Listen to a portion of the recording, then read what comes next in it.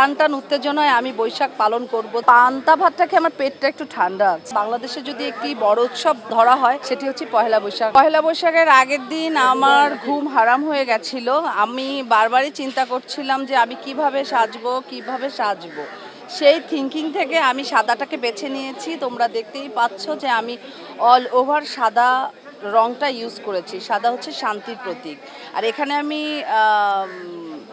রেডটা use করেছি কারণ red আর সাদা কম্বিনেশনটা অনেক সুন্দর লাগে। আর তোমরা জেনে খুশি হবা, গতকাল রাত্রে যে এই ফ্লাওয়ারগুলি দেখছো মাথায়, এগুলি আমি রাত্রে নিজে যে ফুলের দোকান থেকে কালেক্ট করেছি। তো বুঝতেই পারছো কি পরিমাণ টান টান উত্তেজনায় আমি বৈশাখ পালন করব দেখে গতকাল রাত থেকে ছিলাম। সো খুবই ভালো লাগছে। এটা বাংলাদেশের একটি নিজস্ব ঐতিহ্য। বাংলাদেশের যেমন নিজস্ব ঐতিহ্যের মধ্যে লোকগাথা লোকগান আছে, এটাও একটি ঐতিহ্য উৎসব। ধর্মীয় উৎসবের বাদে বাংলাদেশে যদি একটি বড় উৎসব ধরা হয় সেটি হচ্ছে পহেলা বৈশাখের উৎসব।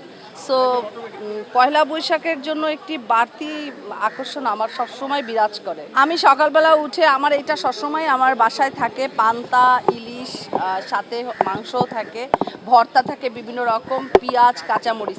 তো আজকে আমার মনে হলো যে আমি একটু পান্তা ভাতের সাথে একটু কাঁচামরিচ পেঁয়াজ ডলে খেলে কেমন হয়। তো সেভাবে আমি আমার ফুড আজকে খেয়ে এসেছি। আমার মনে হয় পান্তা ভাতটাকে আমার পেটটা একটু ঠান্ডা আছে।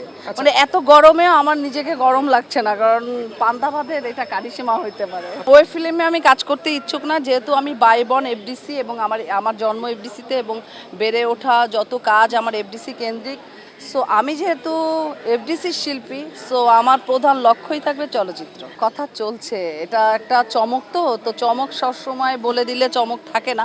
সো এটা সিক্রেটই থাকে। কিছু কিছু ওপেনিং করছি, কয়েকটা ওপেনিং, এই যে কক্সবাজার থেকে ওপেনিং করে আসলাম, এখন আরও কয়েকটা ওপেনিং করব।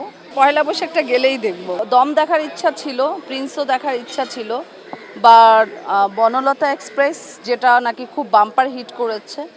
কারণ আমারও তো বুকিং এজেন্টের কিছু মানুষজন পরিচিত আছে, কাছের মানুষ আছে, তারা বলেছে যে এবার ঈদে নাকি একমাত্র একটি ছবি দিয়েই টাকা ফেরত আসার আশা প্রযোজক করছে, সেটা হচ্ছে বনলতা এক্সপ্রেস। সো সেটা দেখার ইচ্ছা আছে। শাশ্বত সুন্দর কথাটা সত্যি সুন্দর লাগে, আমাকে সবাই সুন্দর ডাকে, সুন্দর বলে, হয়তোবা আমার ভিতরটা অনেক সুন্দর, সেটার বহিঃপ্রকাশ এই সৌন্দর্য।